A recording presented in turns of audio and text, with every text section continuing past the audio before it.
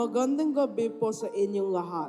Ako po ay si Leonel Enriquez, pangalan apo ni Lola Karing at Lola Orville. Anak po ako ni Bijulan at Card, aka Apo na panganay na anak ni Lola Karing.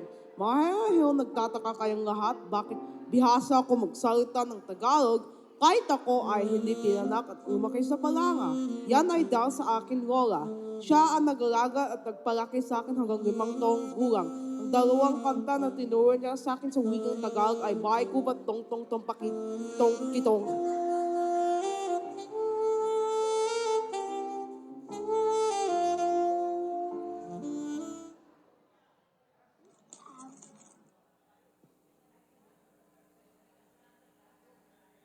Naisip ko sa muwang edad na dapat maaga matuto ako magtagal.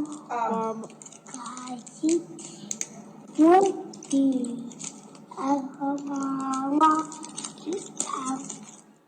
Magtagalog ako para maintindihan ko man ang pinapanood namin ni Lokaring na teleserye sa Channel 2. Sa edad ng 3 taon, tinuruan na ako ni Lola gawin bahay, katulad na pagva-vacuum at pagliligpit ng kinainan at pinagawan ko. Mga bagay na nakagawin ko na hanggang ngayon. Tinuruan na rin ako po ni Lola Karing paano kumita ng pera.